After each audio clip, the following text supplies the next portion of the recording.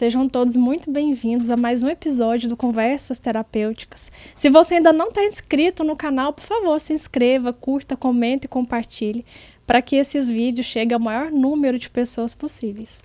Aqui a gente sempre traz convidados com histórias incríveis de superação para ensinar para a gente quais ferramentas a gente tem interna para lidar com as nossas adversidades. E sempre são histórias muito inspiradoras que, apesar de toda a dor, ser transformada em amor. E essa história específica transforma muito mais em amor, vocês vão entender no final, né, que tem uma reviravolta surpreendente. E para mostrar para vocês, o convidado de hoje é o Rogério. Rogério, de início já, assim, muitíssimo obrigada pela sua disponibilidade desde sempre vir falar comigo. Eu conheci sua história através de um comentário que você fez. As pessoas até perguntam para mim assim, mas como você tem conhecimento das histórias? De diversas formas. E olhar comentários das pessoas nos vídeos dos outros é uma das coisas que traz sempre boas histórias para ser contadas aqui, e a sua é uma delas. Então, é um prazer imenso para mim estar recebendo você aqui, que agrega tanto na minha vida desde que eu te conheci. Obrigado pelo convite. É um prazer estar aqui com você, viu? Obrigada. Então, vamos começar fazendo uma retrospectiva, como a gente conversou anteriormente. Eu quero deixar você à vontade para você contar para a gente tudo que você passou, né, as adversidades, desde a sua infância, a sua adolescência, qual foi o ponto forte dessa adversidade aí, depois para a gente conversar sobre o que transformou, que foi o insight que você teve aí de mudança, né? Então, quem foi o Rogério criança? De onde você é?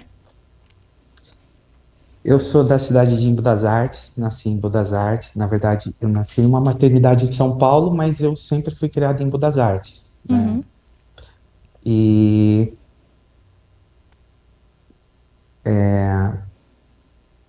por conta, por conta que aqui não tinha maternidade, enfim, mas me considero embuense, não me uhum, considero um paulista, eu me considero que eu nunca morei em São Paulo, sempre morei aqui. Então, o Rogério, criança, foi uma criança muito feliz. Minha família sempre foi grande, sempre morei em casa com mais de 15 pessoas. Então, na minha casa sempre morava minha mãe, minha avó, meus primos, primas, tios, tias, avós, todo mundo. Minha casa sempre teve muita gente. Cada quarto dormia 6 pessoas, quatro, três. Então, a minha infância foi muito rodeada. Família grande tem seus problemas, mas sempre teve muito carinho, assim, na minha infância, principalmente na escola. Nunca sofri o que as crianças de hoje a gente sofrem, como bullying, por exemplo. Mesmo apesar de ser gordinho, sempre fui gordinho, né? Na adolescência, no ensino médio, eu já comecei a engordar mais, mas eu nunca me preocupei com isso. Claro que isso nunca passou pela minha cabeça, mas eu me via limitado por algumas coisas. Por exemplo, olhar as mulheres, as menininhas, com o intuito de namorar. Ao mesmo tempo que não me incomodava ser gordinho, ao mesmo tempo, eu também não tinha essa pretensão. Sei lá, como se fosse impossível para mim, sabe? Então, teve essa questão também, de eu ficar um pouco mais coagido nessa parte.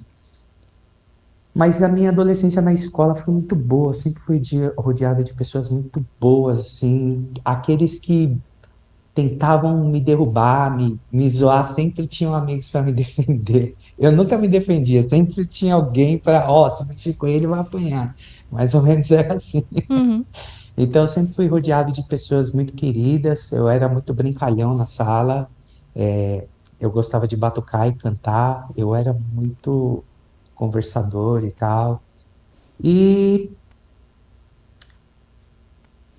o maior, assim, o ponto forte da minha história é a questão de como eu nasci, né? Eu nasci fruto de uma relação proibida, né? Eu nasci fruto de. Meu pai já era casado, minha mãe não sabia, permaneceu com ele por alguns anos e eu nasci fruto dessa relação. E por conta disso, meu pai não podia vir me ver, né? Eu, claro que eu não entendia assim dessa forma na época. Na época eu me sentia um pouco abandonado, obviamente, mas infelizmente eu era um tabu a ser falado numa família tradicional e tal. Enfim, ocorreu isso e eu era o filho fora do casamento. E assim seguiu, tendo cuidado pela minha avó, pela minha mãe, pelos meus tios, pelas minhas primas, todo mundo foi um pouquinho minha mãe, minhas tias, meus primos. Então, assim, mas eu estava até bem, né? A minha adolescência, um ponto maior, assim, foi quando eu saí da escola, porque, veja, eu era muito gordinho na adolescência. Só que no final do ensino médio, eu decidi fazer uma dieta. E aí, realmente, eu pesava 168, mais ou menos. E aí eu emagreci e fui para baixo de 100. Isso terminando a escola. Aí eu entrei numa faculdade, fiz ciência da computação, estudei até 2005, mais ou menos, tinha 25 anos. E conforme eu ia estudando na faculdade e eu arrumei um trabalho, eu voltei a engordar de novo. E eu estava gostando muito da minha vida magrinho, era a primeira vez que as meninas me elogiavam e tal. Eu gostava muito, eu era muito vaidoso quando eu emagreci. Eu tirava muitas fotos minhas. E conforme eu fui estudando e trabalhando, eu fiquei sem tempo para cuidar dessa parte. Des- Relaxei e voltei a engordar novamente. E aí eu sofri bastante. Isso foi de 2015, 2005 para 2006.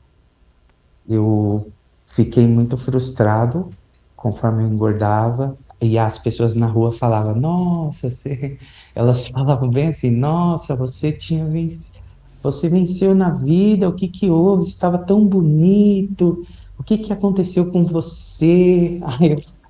E eu ficava sem saber o que falar, né? Eu não sabia o que falar, e aí com vergonha de decepcionar as pessoas, eu decidi me trancar no meu quarto e não sair mais. E, e aí e aí no meu quarto eu fiquei trancado de 2006 até 2016. Eu não saía mais com vergonha de sair.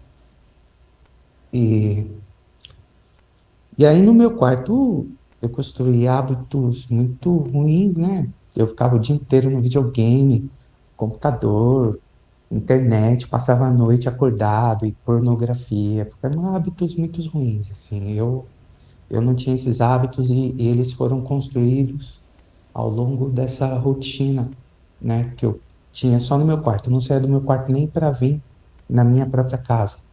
Inclusive, eu não frequentava festas de aniversário em casa porque eu sabia que as pessoas iam tirar fotos e eu não queria tirar foto. Então, eu permanecia no meu quarto, mesmo no aniversário da minha avó, eu não saía por nada. Era meu aniversário, eu não saía nem para o meu aniversário. Então, os dias ficaram todos iguais para mim, né? Não tinha fim de semana, não tinha segunda, era tudo igual. Não tinha feriado, não tinha final de ano. Final de ano, eu lembro que sempre quando começava a chegar perto do horário, eu ia para o banho e ficava no chuveiro para ninguém me incomodar. E eu ficava tomando banho, passava as viradas de ano passando banho, tomando banho e para que ninguém fosse lá. E assim seguiu por muitos anos, e todo ano eu falava, não, uma vez eu consegui emagrecer e agora eu vou emagrecer de novo. E aí chegava no ano, eu falhava. E aí foi frustração, frustração, e essa frustração perdurou por muito tempo. Essa rotina eu vivi, não foram por esses 10 anos, mas até que houve uma mudança só na minha rotina que foi bem significativa, assim, que foi em 2014, mais ou menos, uns 8 anos após eu ficar preso no meu quarto. Eu comecei em 2006, 2014, mais ou menos, pelo fato da minha avó ir todo dia lá no meu quarto, às vezes ela falava, filho, vou te benzer, vem aqui, vou te benzer. E eu não gostava, eu detestava que ela fazia isso, porque ela sempre falava, se Deus quiser, vai te ajudar, e não sei o quê.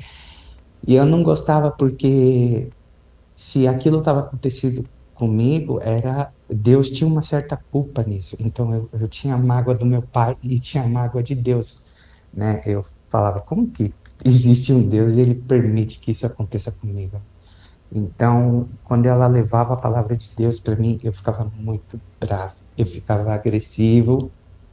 Eu já xinguei minha avó mentalmente, oralmente, xingava ela, o Deus dela, e agia com agressividade mesmo. E minha avó, ela nunca desistiu. Ela mesmo com meu lado agressivo, ela sempre tentava alguma coisa, ela sempre fazia alguma coisa. E aqui em casa tinha muito problema com meus tios por ser dependente alcoólico, né? E então ele sempre voltava bêbado e minha avó já velhinha, ela passava por muita coisa aqui. Em 2014, não sei o gatilho, não sei te falar o que exatamente foi. Eu acho que, sabe, de tanto minha avó persistir todos esses anos, levar e não sei, não desistir de mim, sempre ser amorosa mesmo diante da minha agressividade.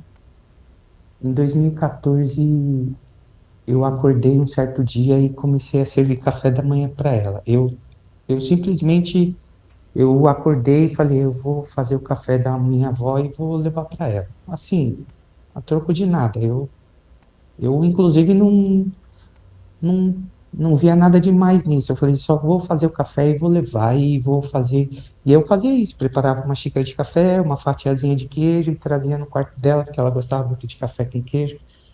E aí, a partir do primeiro dia que eu fiz isso, eu comecei a fazer todos os dias. Todos os dias eu servia café para ela. Até que de um cafezinho só, eu comecei a fazer um café mais elaborado, aí eu começava a, a preparar um iogurte, cortava a maçã fininha, já trazia um prato mais bonito para ela. E desde então eu nunca mais parei, né? E de alguma forma, esse ato de servir a minha avó em meio toda essa dor que eu estava sentindo no quarto, porque apesar de eu servir minha avó, eu não deixei de praticar os hábitos que eu praticava no quarto. Meu quarto virou meu refúgio.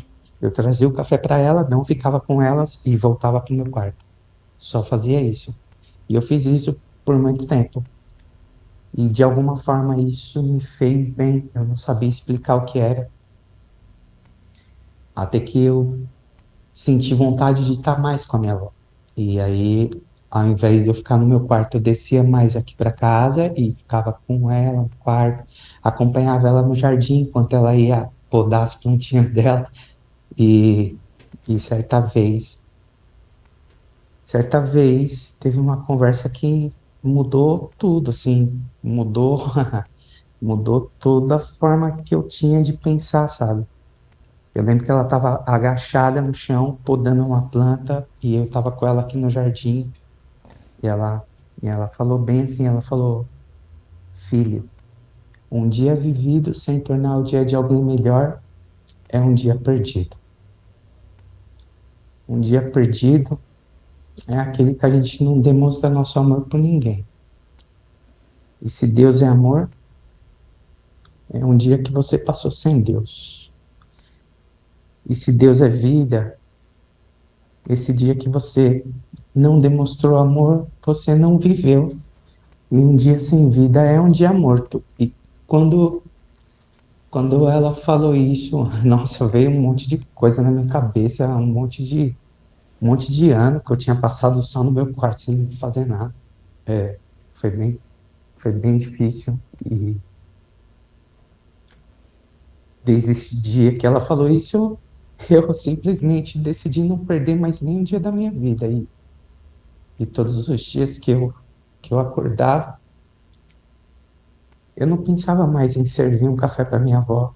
Eu pensava em como amar minha avó aquele dia.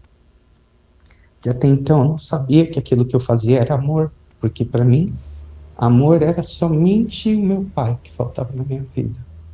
O abandono dele. Eu não tinha meu pai, então não tinha amor. E eu também não era magro do jeito que eu queria, então não tinha amor por mim. Amor para mim era só essas duas coisas.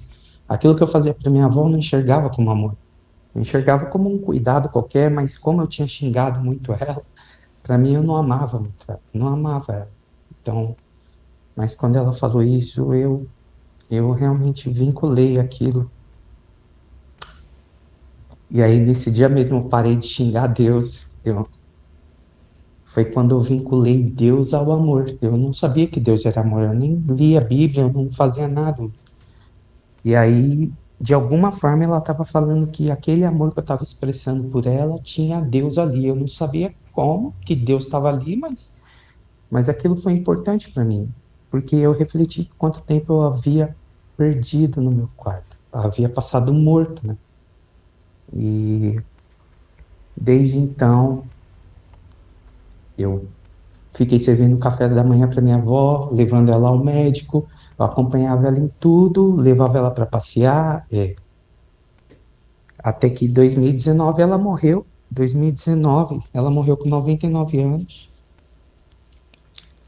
E eu fiquei muito triste. Eu morri, dizer a verdade, eu morri com ela, né? Eu morri com ela. E eu fiquei muito triste. Eu queria ter feito mais por ela. E mas aí no meu luto, eu lembrei que eu não queria ter mais dias perdidos.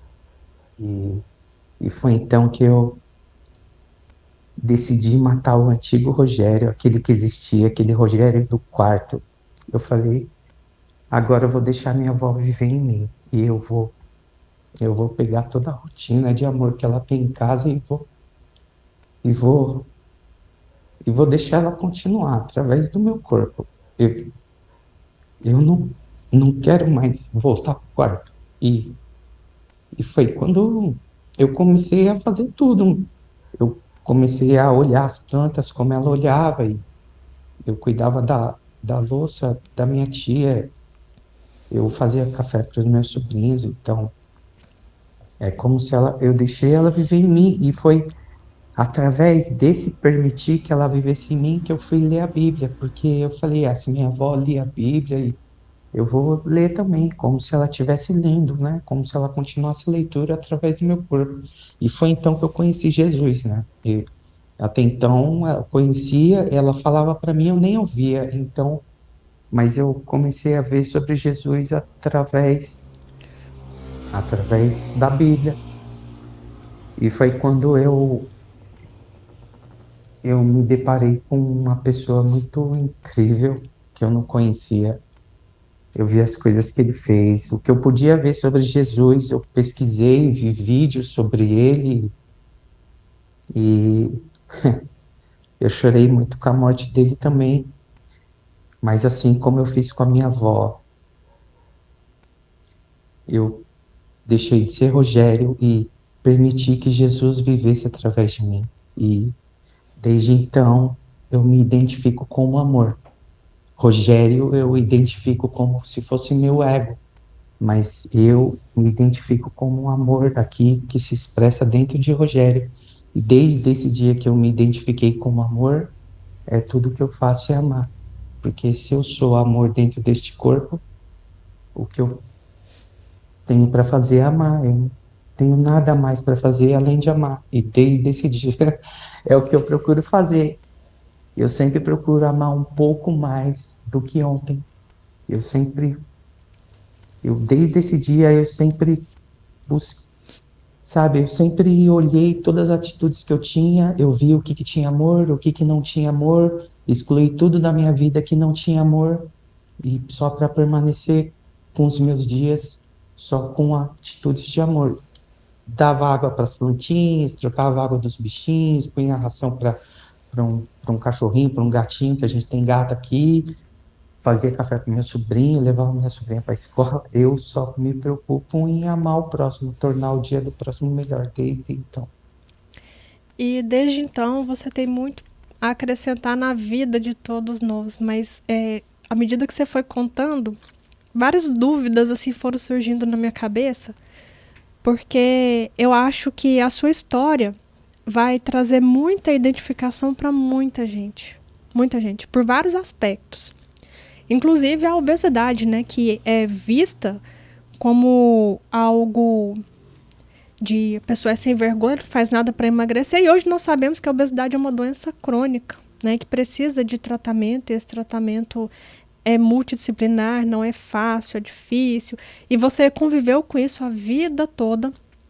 E então, mas assim, eu quero começar lá do começo.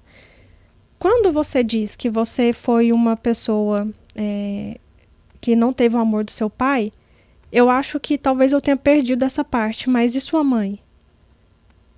Ela cuidou de você? Porque você falou que todo mundo aí foi um pouco sua mãe. Mas e sua mãe? Ela foi presente na sua vida? Você tem ela ainda? Minha mãe está aqui, ela sempre esteve comigo. Minha mãe foi presente sim na minha vida. Ela, na ausência do meu pai, ela que bancava as coisas para mim, ela que tentava comprar de tudo, ela e minha avó. Minha mãe, ela sempre cuidou da minha avó e do meu avô. Ela sempre teve esse papel de cuidadora, né? E Uhum. ela sempre é a que dormia no mesmo quarto que a minha avó. Minha mãe tem mais irmãs e irmãos. Só que quem ficava mais junto, quem escolhia a roupa da minha avó que ia sair era a minha mãe. Então minha mãe estava sempre junto com a minha avó. Minha mãe ela sempre cuidou de mim, sim. Ela sempre morou junto comigo.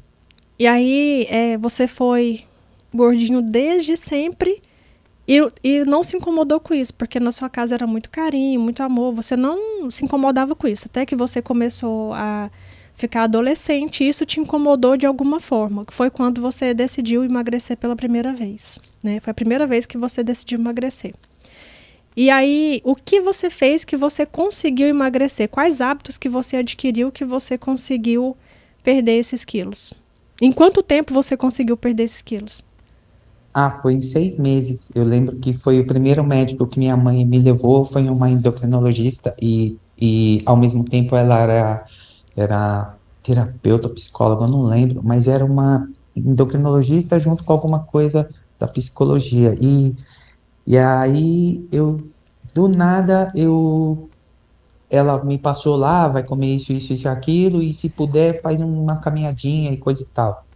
Eu simplesmente segui a receita dela lá, comi os alfaces com arroz, eu diminuí a alimentação, mas uma coisa que fez total diferença foi a caminhada. Eu fazia uma caminhada de 6 km todo dia. Eu, como ainda tinha assim um pouquinho de receio assim, eu saía sempre cedinho, eu saía cedinho para a rua, 5 horas da manhã, que não tinha ninguém, ninguém ia me ver. Eu saía para a rua e começava a minha caminhada. E aí, o que me, con- o que me estimulou a caminhar foi 6 meses e em 6 meses eu perdi 80 quilos. E o que me estimulou a caminhar por 6 meses seguidos foi justamente caminhar de manhã, porque eu caminhava de manhã, sobrava o dia inteiro para mim, eu não tinha mais nada para fazer e estava pronto, meu dia tinha sido vencido. Era só isso, eu só caminhava de manhã para sobrar o dia inteiro para eu jogar videogame, mais ou menos isso. E durante quanto tempo você conseguiu manter esse peso? Foi dos 21 que eu entrei na faculdade até os 25 mais ou menos, que eu comecei a estagiar, e aí era faculdade, estágio, e aí o peso foi voltando a aumentar. Foi em 2005, 2006. 2006 eu já estava parado, eu já tinha, inclusive abandonei a faculdade por vergonha de ir até a faculdade. Eu parei no último semestre, não concluí, justamente por vergonha de ir. Qual foi o maior número de peso assim que você teve? Chegou quase 201 quilos, mais ou menos. Eu acredito que foi 201. Eu acho que foi isso. 201. Esse 201 eu adquiri no meu quarto depois. Aham. Mas na adolescência, o máximo foi 168. E aí o quarto foi seu casulo, né? Onde você achou seguro permanecer durante todos esses anos. E, Exato. e aí a sua avó ia aí todos os dias e o restante da família, a sua mãe, as suas tias, qual era a reação delas diante do Rogério preso? Ah, elas eram um pouco mais imaturas nesse aspecto, não imatura no sentido ruim, mas minha mãe não tinha uma maturidade para lidar com o meu problema, né? Uhum, Minha avó, aqui as pessoas em casa, como são todos mineiros, e como havia muitos problemas com dependente alcoólico aqui e havia muitas brigas, o costume aqui em casa era evitar o conflito. Então, uhum, se houve alguma atitude de alguém até meu quarto e houve um conflito nisso, as pessoas permaneciam aqui. Elas não iam para não me verem agressivo, discutindo, enfim. Então, aqui em casa, eles não se comportavam, eles sempre tentavam evitar o conflito. Tipo, tinha alguém bêbado, eles não iam discutir com o bêbado, deixavam o bêbado fazer as coisas que ele fazia, entendi. entendeu? E durante esse tempo que você conseguiu emagrecer, você teve até uma certa facilidade, né? Porque foram só 6 meses, né? O metabolismo também nessa idade ajuda muito, né? Teve várias questões aí que colaboraram com você. Uma vez que Uhum. você voltou a engordar, você não teve, assim, na sua mente, o que passava que você não conseguia ter forças para pensar assim, se uma vez eu conseguir, fazendo caminhada e me alimentando melhor, por que agora eu não consigo? O que passava na sua cabeça nessa fase? Um dos empecilhos era a vergonha de me expor novamente, né? Inclusive, eu já deixei de ir no médico, eu tava tossindo sangue, eu lembro, e eu não fui no médico por vergonha de me expor na rua.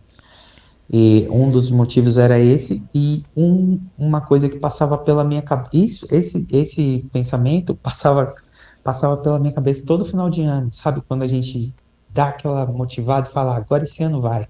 Se eu conseguir aquela vez, agora vai. Mas aí, na primeira frustração, na primeiro deslize, inclusive eu comprei esteira para ter em casa, para tentar caminhar, e já que eu não ia sair para a rua mesmo, eu consegui uma esteira e falei, vou tentar fazer isso em casa, mas não ia, não ia. Eu tinha uma esteira, a esteira ficava abandonada. A minha rotina, os meus maus hábitos me consumiram. Eles consumiam minha energia. Uhum. Eles não deixavam que eu eles me deixavam tão desgastado que eu não tinha forças para fazer exercício. Eu me desgastava Para todo reagir. no videogame. Uhum. Mas nessa fase, assim, pelo que eu entendi, já foi o ápice, né, do que os seus maus comportamentos levaram a uma obesidade ao máximo, assim. Mas, quando você percebeu que você começou a engordar, aí nesse momento que você falou assim, olha, eu tô um pouco acima do peso, você já não teve essa visão de voltar a fazer a mesma coisa? Não, quando eu tive, foi em 2005 que a moça no trabalho falou, né? Aí eu fazia estágio na faculdade radial e aí ela falou assim, Rogério, tô vendo que você tá voltando a engordar, rapaz. E aí eu levei na brincadeira, falei, sou bonito por natureza, coisa e tal, mas aquele comentário dela eu não esqueço, foi numa moça do RH. E aí eu falei, caramba, e não sei o quê, mas de fato a minha rotina naquela época era trabalho e faculdade, e eu comia muito mal no estágio, porque era 15 minutos que eu tinha para comer só e não dava. Não é essa desculpa, eu podia levar qualquer coisa, mas nesses 15 minutos eu preferia comer pastel com caldo de cana. Então, enfim. E, e aí eu fui voltando a engordar devido a essa rotina de estágio e faculdade. E nesse ponto que você falou de não ter uma reação logo no início, eu realmente não tive. Eu não imaginava o peso que eu ia chegar, pra fazer ideia. E o que me parece também, que acontece isso com muita gente, talvez tenha sido o que aconteceu com você também, é que você não tem uma visão real do seu corpo. né? Então, assim, você às vezes começa a engordar de novo um pouquinho, parece que você não percebe. Você só percebe quando aquilo tá num nível que você fala assim, puxa, agora realmente tá difícil de recomeçar aqui, né? Eu tenho que fazer alguma coisa. E aí é que a energia falta. É exatamente isso. Eu, por exemplo, as pessoas falavam que eu emagreci muito, eu não tinha essa visão também, Aham, né? Eu é. falava, não, eu tô gordo ainda. Eu falava, tô gordo ainda, não, Uhum, sabe? Eu não tinha essa visão de que, tanto que eu chegava no consultório, às vezes, para subir na balança, uhum. a endócrina falava, nossa, você emagreceu 10 quilos esse mês. Eu falo, da onde? Porque eu tô igual, né? Eu não tinha essa noção mesmo, nenhuma, nenhuma. E durante esse tempo que você ficou preso, eu acho que você ficou preso duas vezes, né? Preso dentro do próprio corpo e preso dentro do próprio quarto. É, Você trabalhava pela internet? não. A parte do meu trabalho foi muito escassa, né? Eu praticamente não trabalhei minha vida inteira. Eu fiz faculdade, trabalhei como estágio, mas foi isso. Trabalhei até 2005. 2005 eu tinha 25 anos. Então, trabalhei até os 25 anos. Só que depois dos 26 anos aos 36 eu tive esse problema com o meu quarto. Então, esse período 26 a 36 é tipo assim, eu deixei de fazer muitas coisas, né? Inclusive a parte do trabalho. Uhum. Profissionalmente, isso me afetou bastante depois, porque eu não tinha. Era uma pessoa com 36 anos, livre agora, estava fazendo as coisas, mas eu falava, e aí, o que eu vou fazer? Porque eu não tenho profissão, não sei o que fazer. Foi uma coisa que me apertou também. E aí, o que você fez? Eu continuei sem fazer nada. Foi Só mesmo? que é diferente, Ah, mas com uma pequena diferença. ah. A diferença é que, conforme eu vim praticando esse amor com a minha avó, eu fiquei sem fazer nada para os outros, mas eu fiquei estudando sobre esse amor. Eu fiquei estudando todo tipo de religião, onde esse amor estava. Eu fiquei estudando por que que Jesus era considerado um amor em forma humana. Eu fiquei estudando o que era amor para Buda, o que era amor para Shiva, o que é amor para filosofia, o que é amor fati, o que é amor eros. Então, assim, eu apeguei a esse tema amor de Uhum. uma forma como se fosse meu trabalho. Foi só isso que eu fiz. Eu só estudei sobre amor todo esse tempo, desde 2019 até hoje. E não quero ser indiscreta, mas já sendo, e sendo também péssima em matemática, quantos anos você tem atualmente? 44. Entendi. E hoje você trabalha com o quê? Você trabalha? Você voltou a estudar? Não, tá só em Não. função do amor, Aham. né? Isso, é isso. E a minha rotina é que, através do amor, eu possa nos conhecer como nós realmente Uhum. somos, e através desse conhecer, eu estou agora escrevendo um livro para passar toda essa percepção que eu tive sobre o amor durante todo esse tempo, porque eu acho que isso tem tudo a ver com nós. E Tem. é isso que eu faço hoje. Eu estudo a mim mesmo para conhecer o próximo. E perfeito, e assim, e uma coisa que você faz incrivelmente, que eu acho que talvez escrever livro seja a melhor coisa que você pode fazer para a humanidade mesmo, né? Demonstrar esse amor, porque você aprendeu a escrever muito bem, né? Você tem uma coesão de pensamentos, uma facilidade com as palavras que é uma coisa impressionante. Ah, Né? Você obrigado. escreve muito bem. E isso muda a vida das pessoas, porque muda a minha, né? Sempre que eu estou em contato com seus conteúdos, é uma reflexão. Até por isso que eu te faço algumas perguntas às vezes, porque é uma reflexão, né, que a gente faz. É um olhar diferente que a gente tem que ver. É exatamente isso. E uma curiosidade sobre a escrita é que nunca, em toda a minha vida, eu, eu mencionei para um amigo, para alguém da minha família, que eu sonhava em ser escritor. Isso não, eu te juro, isso nunca passou perto da minha cabeça. Eu não tinha nenhum perfil, tanto que minha primeira faculdade foi fazer ciência da computação. Eu Uhum, nunca tive hábitos de leitura. Não, na verdade, as primeiras escritas que eu pratiquei foi no meu quarto, como hater, porque eu era um ótimo hater. Eu comentava tudo de ruim nos vídeos dos outros. Como eu não gostava de mim, eu não gostava de ninguém. Aqui tem bastante, Então, viu?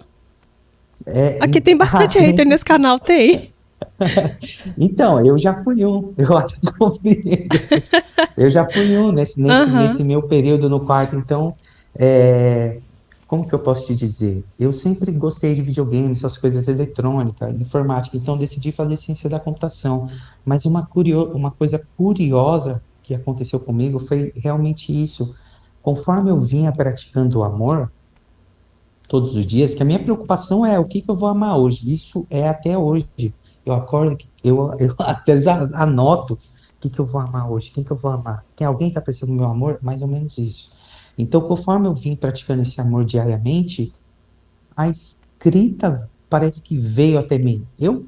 Veio até mim assim no sentido de que certa vez, acho que houve alguma postagem, não sei se foi da Ana Beatriz, alguma coisa assim, eu não sei. Eu sei que eu respondi, ela falou alguma coisa, eu patatá, patatá, eu acho que é isso, papapá. E, cara, o tanto de feedback de pessoas, meu, você tornou meu dia melhor, e isso e aquilo, e não sei o quê. E aí, assim foi minha rotina, eu respondendo os posts do Cortella, de não sei quem. Assim como você viu, acho que você viu a minha escrita no Razões Foi. para Acreditar, não sei se foi então, e foi lá que eu escrevi. E aí era tanto feedback de pessoas falando, cara, isso aí mudou a minha forma de ver, não sei o quê. Sim. E aí eu falei assim, cara, eu nem imaginava, sabe, tanto feedback, as pessoas tendo o dia mudado por causa de algo que eu escrevi, algo que me fez bem, algo que mudou a minha vida, porque é isso que eu escrevo. Eu escrevo aquilo que mudou eu de uma pessoa que eu era muito ruim para uma Uhum. pessoa melhor. É só isso que eu levo na escrita. E realmente, quando eu vejo pessoas se identificando com isso e tornando o dia.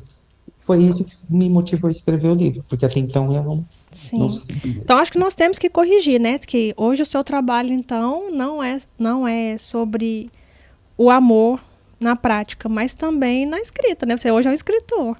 E de mão cheia. Ah, De ah, mão cheia, né? obrigado. Literalmente. E algumas coisas interessantes. Primeiro, antes que eu me esqueça, a sua avó tinha religião? Ela tinha, mas não era definida. Aqui nunca ninguém teve o costume de ir para a igreja.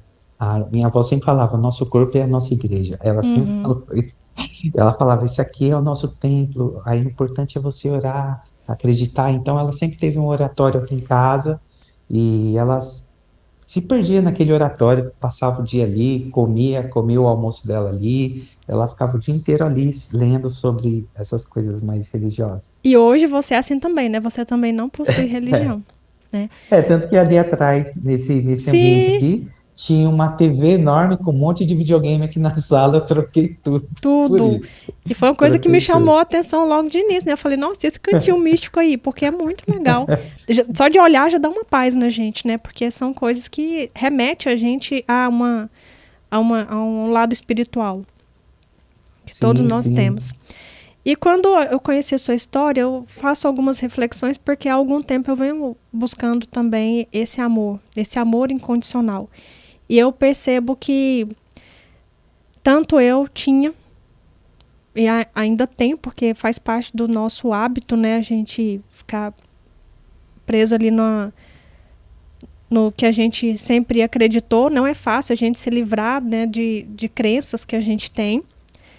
Mas o que eu tenho buscado, conhecer esse amor incondicional, que ele é muito diferente do que grande parte de nós pensamos por aí, né? Que a gente pensa como um sentimento, que a pessoa ama hoje, de repente amanhã não sente mais esse amor e amanhã não ama mais, né? Eu te amo hoje, amanhã, Rogério, você fez tal coisa, eu não gostei, eu já não vou me amar. E isso acontece muito, especialmente nas relações entre homem e mulher, né? A gente casa e depois, eu não tô, acho que eu não tô amando mais fulano, vou lá e separa.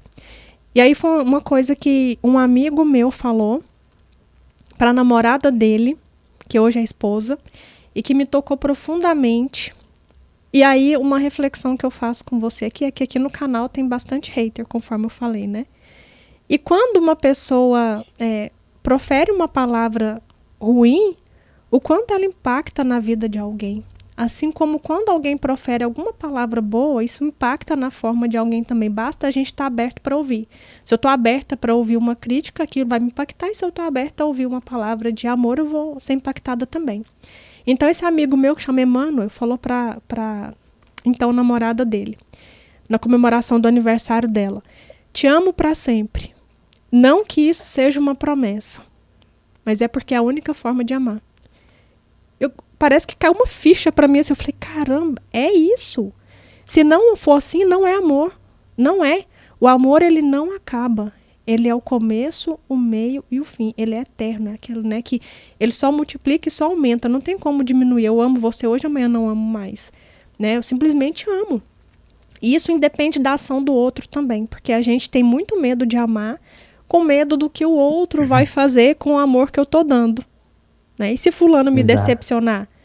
Né? Mas o amor não é assim também. O amor é aquele que, independente do que o outro fez, eu entendo que ele erra, porque eu erro também. Né? Eu não sou perfeita também. E quando eu não sou perfeita, eu espero que me amem. E que me compreendam da forma que eu sou. Né? Que eu tô aqui para aprender também, que eu tô na minha caminhada. E aí, pensando na sua história, antes de vir, eu sempre faço as minhas orações antes de vir. E penso na história que vai ser contada. Eu tento não saber exatamente tudo que aconteceu, porque eu gosto que as dúvidas surjam no momento da conversa, né? Então, mas eu fui pensando na sua história. Eu pensei assim que você emagreceu fisicamente, mas muito mais espiritualmente. Porque para a gente sentir o amor, eu acho que não é a gente se preencher de amor, é a gente se esvaziar daquilo que nos afasta do amor, né?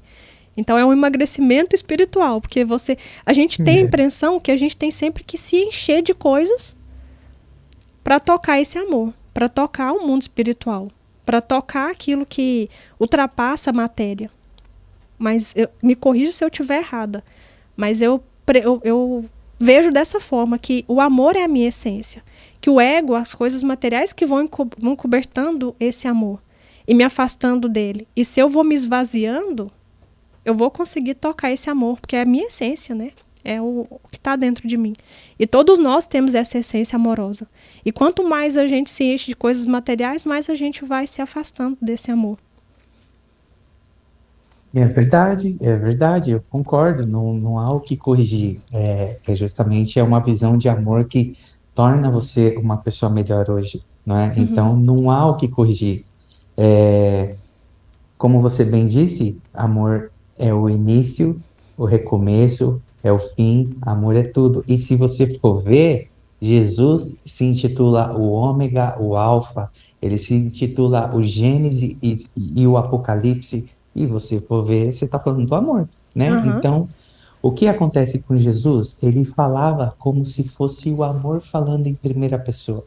Era como se ele fosse um amor vivo falando em primeira pessoa. Por isso que era um pouco difícil compreender, porque ao ouvir ele com ouvidos do ego, você não entendia muito o que ele queria dizer. Então, quando você abre os olhos do amor, você presta atenção na palavra de Jesus e você vai conseguir entender tudo que ele está te falando. E realmente é isso.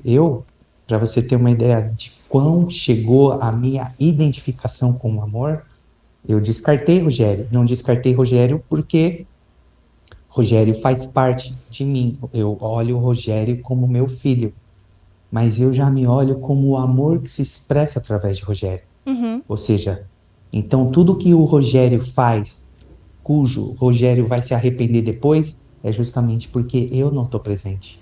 Nós nos arrependemos de qualquer ação que não tenha amor. Nós nos arrependemos de qualquer ação que não tenha nós mesmos. Eu Sim. me arrependo por quê? Eu me arrependo porque eu não estava lá. Quando o Rogério comia compulsivamente, quem não estava lá era eu. Uhum. O amor não estava lá. E aí eu deixei meu filho comer compulsivamente. Então, o arrependimento vem porque eu não estava presente enquanto o Uhum. Rogério comia. Então, quando você se identifica com esse amor vivo dentro do seu corpo, o seu corpo se torna só uma ferramenta para você expressar esse amor. É isso que eu faço. E eu me expresso através do meu corpo. Por isso que eu costumo dizer que esse livro nem é meu, nem é do Rogério. Esse livro é do amor que se expressa através de mim. Perfeito. Você é atravessado pelo amor, né?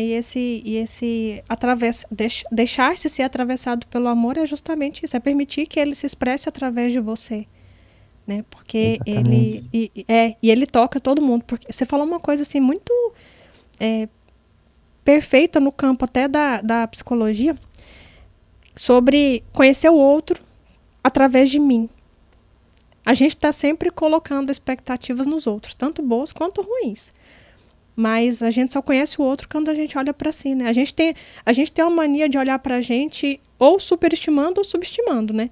Ou momentos a gente se acha muito bom, melhor do que os outros. Por isso eu gosto de criticar o outro, porque o outro tem aquele defeito, eu não tenho. Tô cobertando o meu, né? Eu não tenho esse defeito, não tô olhando para mim. Ou outra hora nós somos carrasco de nós mesmos, né? Nós somos muito rígidos com a gente, esquecendo que a gente está numa caminhada, esquecendo que a gente está em busca desse amor que é a nossa essência, né? Que a gente está caminhando rumo a isso. Por mais que não pareça, porque a gente vê tanta coisa ruim acontecendo, a gente tem a impressão que a gente está no sentido oposto, né? Mas até tem uma frase acho que é do Chico Xavier, que ele fala que às vezes é necessário que o mal chegue ao seu limite para a gente perceber a necessidade do bem. E isso acontece muito através das tragédias. Inclusive, o intuito do canal foi mais ou menos isso também. Como é que eu poderia contribuir com as pessoas que não têm acesso, muitas vezes, à terapia, de forma terapêutica, né? Que não é uma terapia. Muita gente critica, porque você não é um profissional. Eu não estou aqui trabalhando. Eu estou aqui também deixando o amor se expressar através de mim, né? Eu estou aqui como Roberta, como ser humano, que estou nesse momento, e eu estou entrevistando pessoas que têm histórias de superação com alguns intuitos. Primeiro, eu sou a primeira a aprender. Segundo, quando as pessoas contam suas histórias, me motiva muito a mudar e a ser melhor do que eu fui ontem. Porque são histórias que acontecem, tragédias na vida das pessoas, e elas são capazes de superar, aprender com aquilo e transformar toda a dor em amor.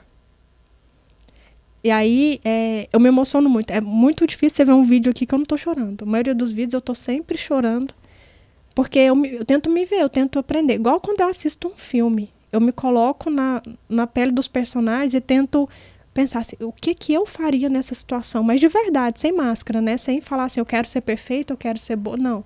Simplesmente tentar entender qual seria a minha reação. E a partir daí, ver o que eu posso mudar, o que eu posso melhorar. Então, essa é a minha caminhada, é o que eu estou fazendo, é o que eu estou buscando.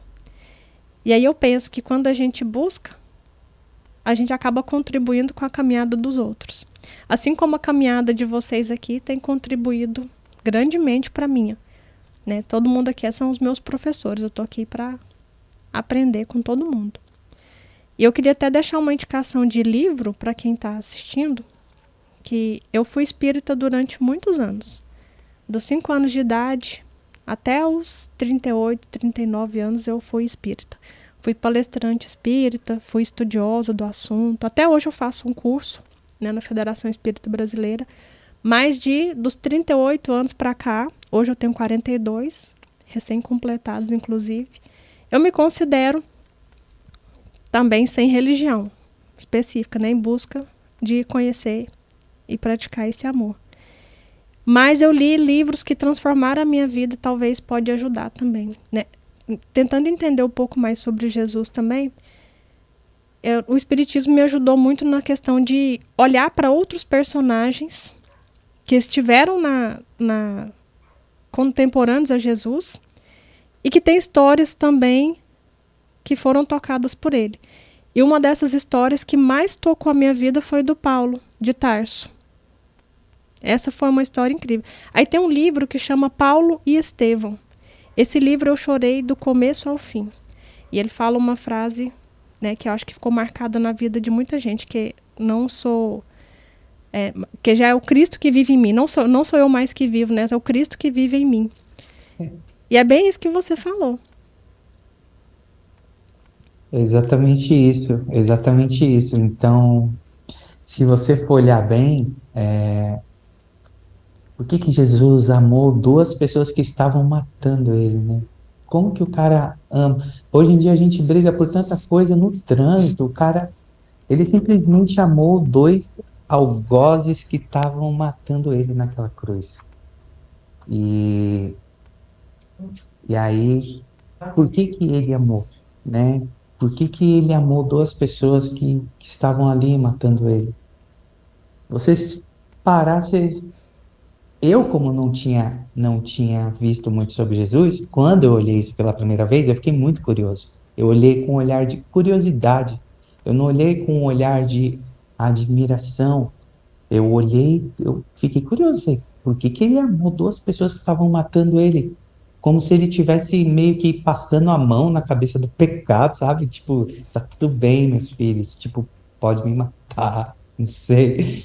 E aquilo me deixou muito curioso. E quando eu estudei muito assim, quando eu me aprofundei sobre o amor, eu percebi que Jesus só estava sendo ele mesmo. Porque sendo Jesus o próprio amor, o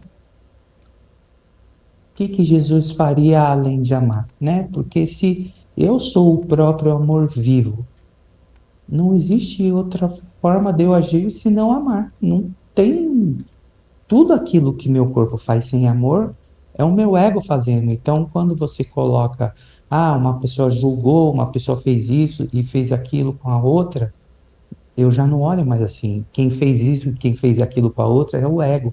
A diferença é que essa pessoa só não está madura ainda para saber que ela é o próprio amor, não é? O que Jesus representa para mim? Jesus representa um amor maduro, um amor que ele amadureceu através da prática. Ele praticou tanto amor que ele se tornou o próprio amor. Então, por Jesus ter o amor maduro, o amor comandava as atitudes de Jesus. Por nós temos o nosso ego maduro, o ego muitas vezes toma conta de nossas atitudes. Uhum. Então, como eu amadureci meu ego? Através da prática. Eu pratiquei meu ego todos aqueles anos no meu quarto, todas as vezes que a minha avó ia lá, era meu ego que se expressava, e através da prática do meu ego amadureceu. E assim como na cultura oriental, quem que comanda as atitudes, quem que determina as atitudes? O mais velho, o mais maduro.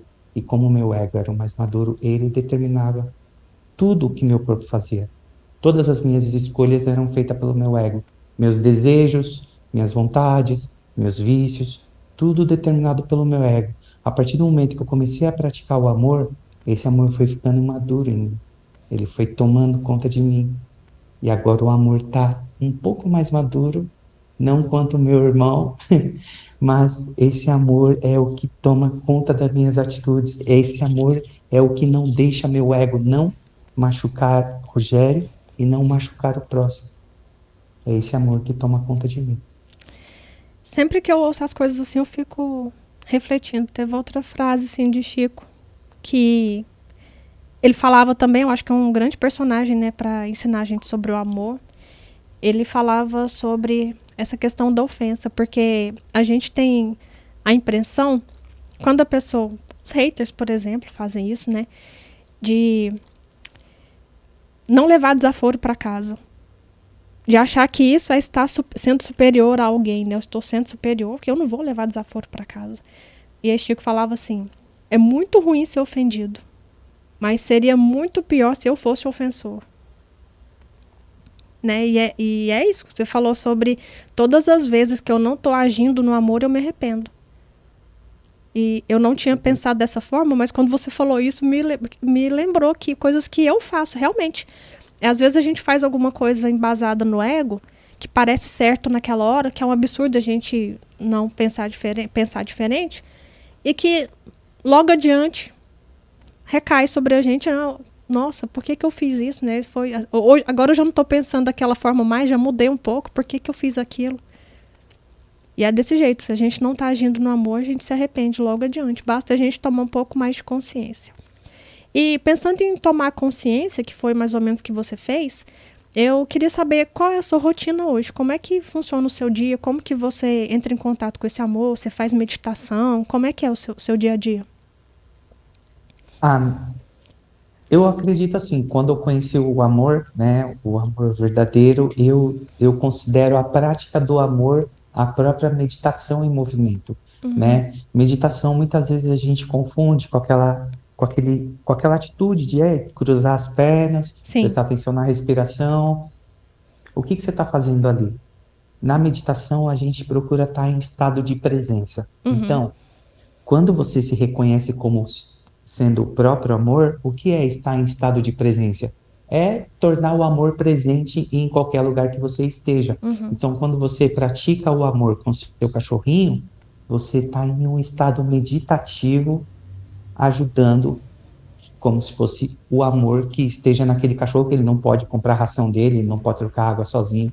Então, é como se você estivesse meditando em movimento. Eu costumo dizer que a prática do amor é uma meditação em movimento, né? Então, a minha meditação, eu já fiz meditação Vipassana, no caso, que é uma meditação budista, Uhum. tibetana, eu fiz, corrija se eu estiver errado, mas eu acho que vem de Buda, né? A Vipassana. Então, assim, eu pratiquei Vipassana, eu fiz um retiro de 10 dias, jejum de silêncio, e a forma que eu medito hoje é escrevendo. Então, todas as vezes que eu vim escrever meu livro, eu estou em jejum de alimento. Eu começo meu dia em jejum alimentar e em jejum eu venho escrever tudo. É como se o meu livro já estivesse dentro de mim e eu só quero passar ele para o papel, porque eu não, olha, se eu subisse para o céu e esse livro ainda estivesse dentro de mim, mas eu ia pedir para Deus, pedir para eu quero descer de novo, quero terminar aquele livro, eu não quero sair daqui sem terminar isso aqui. Então é isso, na verdade o livro é meus olhos que eu tô doando para quem quiser, sabe? É um caminho que eu tô deixando, uma forma, uma percepção que eu tive sobre o amor, né? Como o amor sendo a nossa própria identidade e Rogério sendo o meu ego. E, na verdade, eu assumo o amor como a minha verdadeira identidade. É como se, quando eu nasci, naquele corpinho recém-nascido, se eu pudesse falar e minha mãe falasse, vai se chamar Rogério. Não, não vou chamar Rogério, não. Sou filho de Deus. Se Deus é amor, eu sou amor. Talvez eu seja um amor imaturo, não Uhum. seja um amor maduro como meu pai. Assim como um pé de mamão. Um pé de mamão, na verdade, é o quê? É um é a versão mais madura da semente, porque a semente do mamão é um pé de mamão em formação ainda. Então, se eu colocar esse pé de mamão em formação no lugar certo e deixar Deus agir sobre ele, esse pé de mamão vai crescer e virar um mamoeiro. A semente do mamão é um pé de mamão em formação. O mamoeiro é a semente em forma mais madura. Então, eu acredito que eu sou esse amor ainda imaturo e eu desejo e almejo estar do lado do meu pai, crescer e ficar forte como ele, como amor. Porque se eu sou filho do rei, o que eu estou fazendo aqui se não for para servir, né? Se meu pai, se meu pai pediu para eu descer aqui, se ele falou, cara, você é meu filho, vai lá. E o que eu quero algo daqui, cara? Eu quero ser uma árvore que vocês tirem fruto tudo de mim até eu morrer. Eu não quero nada desse mundo, né? Eu costumo dizer que se eu estou indo para outro lugar, o que eu quero brigar por coisas daqui, né?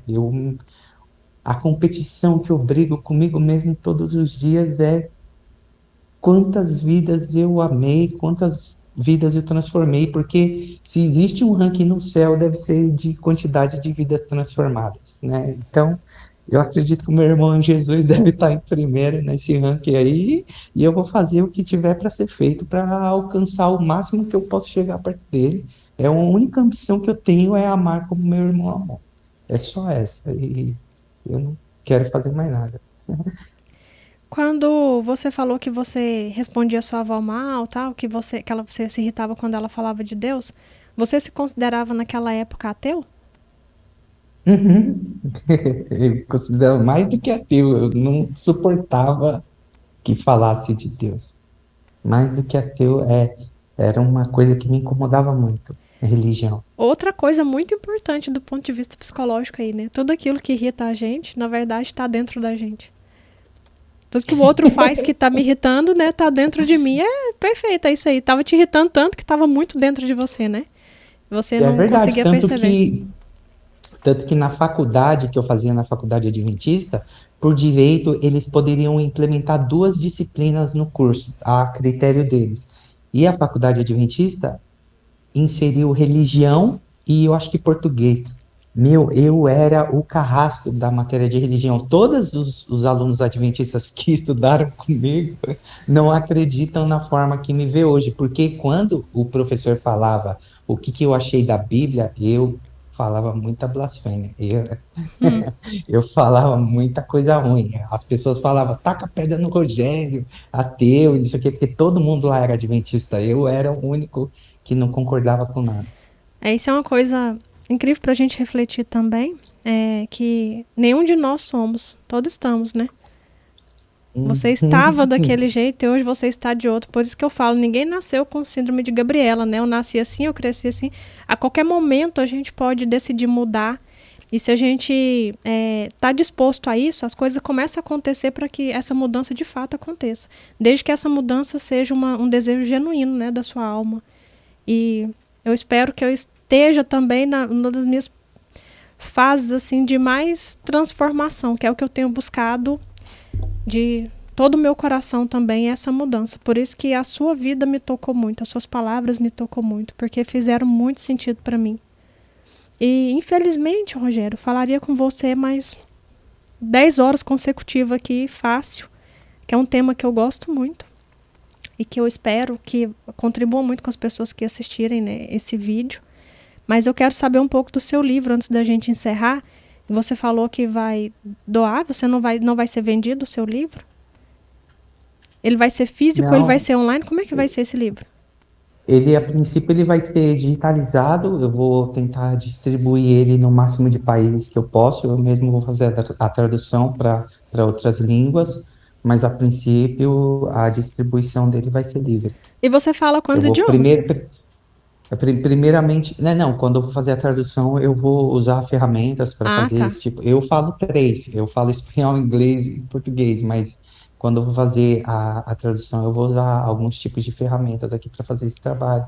Mas a ideia é, primeiramente, fazer o livro digital Aham. e distribuir ele digitalmente, e posteriormente, se houver alguma forma de eu fazer ele fisicamente, eu faço. Porque uma das coisas que me ajudou a chegar na compreensão que eu tenho hoje do amor foi abdicar de toda liberdade financeira. Faz alguns anos que eu não lido com dinheiro.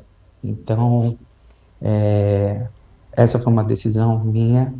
Assim, não que eu poderia escolher ter ou não ter. A minha família é humilde mesmo, mas eu decidi não trabalhar para não ter recursos e dependo aqui do café da manhã da minha tia, dependo do almoço, dependo da internet do vizinho, mas eu não tenho recurso. Então, assim, isso me ajudou muito na compreensão que eu tenho hoje do amor, porque o dinheiro estava me distraindo, no caso. Não que o dinheiro seja uma coisa ruim, mas para mim estava me tirando o foco. É uma, é Então, eu uma, decidi não é ter. uma caminhada única também, né? Porque, assim, para muitas pessoas o dinheiro é o contrário, é aquilo que permite com que abençoe a vida de muita gente, materialmente falando, que não deixa de ser uma caridade moral também, né? Eu doar algo material para sanar a fome de alguém, para vestir alguém, para, né, promover uma dignidade para alguém. Mas para algumas pessoas realmente é uma caminhada oposta, né? Precisa fazer esse caminho aí para se aproximar do amor. E muita gente não compreende, mas talvez com as suas palavras agora fique mais claro isso. E você me permite colocar o seu Instagram aqui na descrição do vídeo para as pessoas entrarem em contato com você através do seu Instagram? Claro, fica à vontade, fica à vontade. Obrigada, viu? Eu digo que o meu Instagram não é meu, é de todos menos meu. Sabe, eu não vejo nada, desde que eu me identifiquei assim, não tem nada meu aqui. Então, eu quero muito que as pessoas realmente sintam que tudo que eu faço é para elas mesmo. Tá. Obrigado por isso, então. Eu tenho certeza que vai tocar a vida de muitas pessoas, assim como tocou a minha. Assim que eu conheci o seu Instagram, eu saí encaminhando para um monte de gente. Olha esse Instagram, acompanha esses stories. Porque a gente quer, assim, né? Que se faz sentido para alguém, pra gente, a gente quer que outras pessoas também tenham essa mesma sensação. Então, quem decidir lá seguir o Rogério vai ver que não tem como passar despercebido as palavras dele para dentro da gente, porque como a nossa essência é o amor, em algum momento vai fazer sentido pra gente. Então, quem está nessa caminhada de busca também pelo sentido da vida, eu acho que em tempos de recorde de suicídio, de depressão, de ansiedade, é o que vai fazer muito sentido para muitas pessoas. Então, eu espero que salve vidas mesmo. Tenho certeza que é capaz disso, é capaz de salvar muitas vidas. Rogério, mais uma vez, muitíssimo obrigado pela sua presença aqui. Espero que a gente possa conversar outras vezes, né? Tem uns projetos aí para transformar minha casa em um estúdio, para eu ter maior liberdade de conversar com as pessoas, né? Que atualmente eu dependo de um estúdio alugado, então sai um pouco oneroso para mim. Mas assim que eu tiver estúdio em casa, eu quero ter esse momento de conversas mais profundos, sem limite de tempo. E com certeza eu conto com a sua presença, se você puder assim me honrar, para a gente ter conversas mais profundas sobre isso e ajudar as pessoas que estão em busca dessa transformação. Claro, pode contar comigo sempre que quiser. Brigadão, tá? Muito obrigada mesmo pela sua presença e pelas suas palavras. Você quer deixar alguma Eu que coisa? agradeço. Eu que agradeço você pela oportunidade de da gente disseminar assim tudo isso sobre o amor. Eu acho que sempre quando a pauta é o amor, né, quem tende a ganhar é o mundo, né? Eu acho que sempre quando a gente trata de amor, quem ganha não somos nós, é tudo que está à nossa volta, né? Sim. Quando Então, essa oportunidade de espalhar a palavra, de disseminar para tudo quanto é lado, eu que agradeço muito a sua oportunidade, o seu olhar, sabe, essa sensibilidade. Para eu quero conversar com esse menino, eu agradeço demais e pode contar comigo sempre que você quiser, eu estarei aqui para você disponível. Nossa, obrigada. Muita gente fala assim, não tem como, a gente não muda ninguém. Eu pensei muito sobre essa frase, refleti, falei assim, a gente tem um jeito de mudar alguém. É mudando nós mesmos, né? Quando a gente muda, a gente provoca mudança nos outros, mais cedo ou mais tarde. A pessoa entra em contato com a gente, ela acaba mudando. Então não tem como a gente mudar e não tocar o outro. Então, se quer mudar alguém, É mude você verdade. primeiro, que aí você vai ver que primeiro você vai ver que não tem necessidade de mudar ninguém, né? E segundo, você vai perceber que sim, que mudou alguém, as pessoas que convivem com você mudaram também através de você. E é, e é essa o verdadeiro significado da conversão, né? Porque muita gente na religião fala em converter, converter. Converter do que para quê? Converter do ego para o amor, né? É essa conversão que Deus quer de nós, que nos convertamos do nosso ego para o amor. Ele não quer que eu me converta em católico, em judeu, em budista, ele quer que eu me converta do meu ego para o amor. Eu posso usar a ferramenta que for, as religiões estão aí. Aquela que faz mais me identificar com amor é a que eu vou utilizar, mas a verdadeira conversão é a conversão do nosso ego, da identificação com o nosso ego, para a identificação com o ser amor. Com essas palavras a gente fica por aqui. Espero que você tenha aproveitado, né, pelo menos um pouco aqui do que a gente falou. Como eu disse anteriormente, o Instagram do Rogério vai estar aqui na descrição desse vídeo para você ir lá, né, talvez conversar com ele no direct. Ele sempre é muito amoroso em responder, sempre disponível também. E acompanhar principalmente os stories dele, que todo dia tem uma coisa para tocar a gente e ajudar a gente a olhar a nossa vida de uma forma diferente. E se você chegou até o final, que eu peço para você que se você não tiver inscrito, por favor, se inscreva, curta, comente e compartilhe, porque o conteúdo desse canal pode salvar a vida de alguém. Então, quanto mais pessoas tiver contato com essas histórias aqui, mais pessoas terão acesso a esse conteúdo. Então, vamos espalhar esse tipo de conteúdo que vai ajudar as pessoas a adquirir uma visão de que nós temos as nossas ferramentas internas para superarmos qualquer adversidade. Então, conto com você e a gente se vê no próximo episódio. Obrigada!